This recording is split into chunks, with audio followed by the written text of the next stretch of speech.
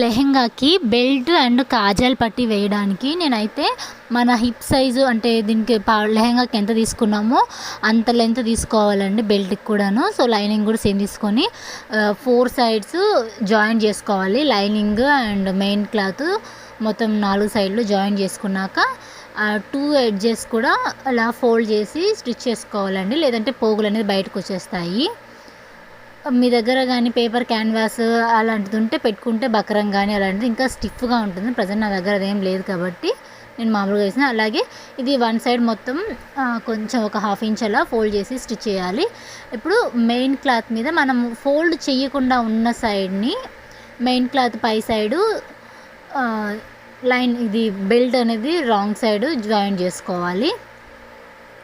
చూడండి, మనకి కింద ఫ్రిల్స్ పెట్టిన దానికి కుట్టు ఉంటుంది కదా, ఆ కుట్టు మీదే వేసుకుంటే మనకి బెల్ట్ అటాచ్ చేసినప్పుడు ఆ కుట్టు అనేది కనిపించదు. దానికన్నా కొంచెం కానీ పైకి వేసుకున్నాము అంటే మనకు ఆ ఫ్రిల్స్కి వేసిన స్టిచ్ కూడా కనపడదు, ఫినిషింగ్ అనేది నీట్గా అనిపిస్తుంది. లేదు అంటే మనకు కొంచెం కింద కుట్టు కూడా కనిపిస్తుంటుంది. సో నేనైతే నీట్గా వేసుకున్నాను. ఇలా వేసుకున్నాక చూడండి, ఒక పక్కన కొంచెం ఎక్కువ ఉండేలాగా నేను బెల్ట్ తీసుకున్నాను. ఎందుకు అంటారా, ఇవి నేను నాడాలుగా కాకుండా హుక్ పట్టి కాజా పట్టి లాగా వేసుకుందాం అనుకున్నాను. సో అందుకనే ఇటు హుక్ వేసుకోవడం కోసం కొంచెం ఎక్కువ ఇచ్చాను. సో బ్యాక్ సైడ్ కూడా మొత్తం ఇలా జాయిన్ చేసేసుకోవాలి.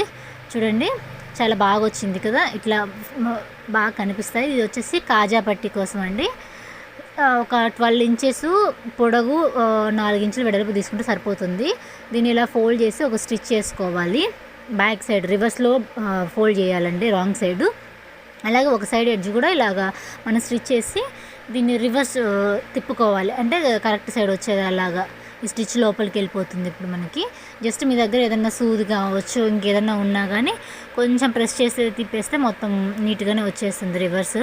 కాకపోతే కొంచెం టైట్గా ఉంటుంది కాబట్టి కొంచెం ప్రెషర్ పెట్టి లాగాలి.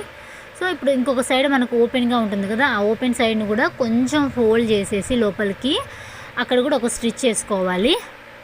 అంతేనండి, ఇది కాజా పట్టి కోసం చాలా సింపుల్గా.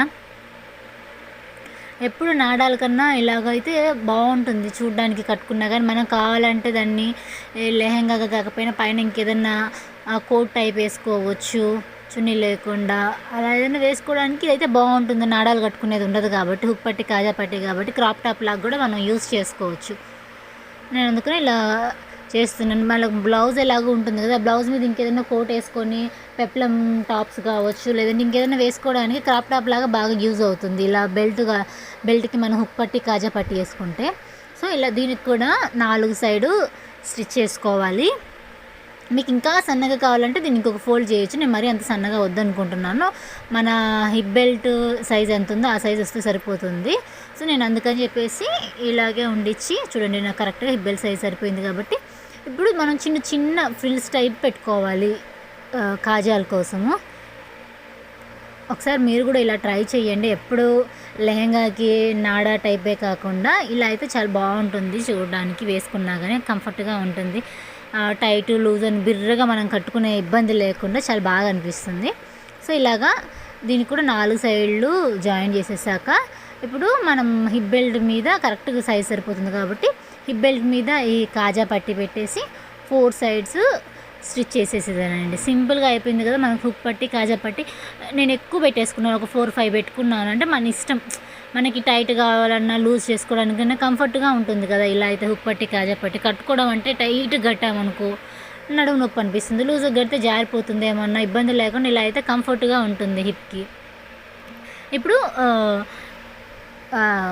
నెక్స్ట్ ఈ సైడ్ జాయిన్ చేయాలి కాబట్టి ఫస్ట్ అయితే నేను ఒక 2 ఇంచెస్ అనేది ఇక్కడ ఫోల్డ్ చేసి రఫ్ చేసుకుంటున్నానండి ఓపెన్ కోసం. మనకు నడుము దగ్గర టైట్గా ఉండకూడదు కాబట్టి. మీరు కావాలి అనుకుంటే జిప్ కూడా వేసుకోవచ్చు. నాకు జిప్ ప్రజెంట్ లేదు కాబట్టి నేను జిప్ వేయట్లేదు. అంతేనండి, సింపుల్గా ఇక్కడ కొంచెం రఫ్ చేసుకున్నాక ముందు మెయిన్ క్లాత్ మొత్తం జాయిన్ చేసుకోవాలి. అలాగే జాయిన్ చేసుకున్న తర్వాత మనకి ఈడ పోగులు అవి రాకుండా ఉండడం కోసము జస్ట్ ఒక 1/2 ఇంచ్ ఎలాగో మనం జాయిన్ చేసిన తర్వాత కొంచెం క్లాత్ ఉంటుంది కదా, దాన్ని కొంచెం ఫోల్డ్ చేసేసాము అనుకో మనకి ఇలా పోగులు అనేది ఏమీ రాకుండా నీట్గా ఉంటుంది వేసుకున్నప్పుడు కూడా. సో నేను అందుకని చెప్పేసి ఇలా జాయిన్ చేసిన తర్వాత కొంచెం మిగిలిన క్లాత్ని ఇలా ఫోల్డ్ చేసేసాను. డబుల్ ఫోల్డ్ చేస్తే మనకి ఈజీగా ఉంటుంది, దారాలు ఏం బయటికి రాకుండా.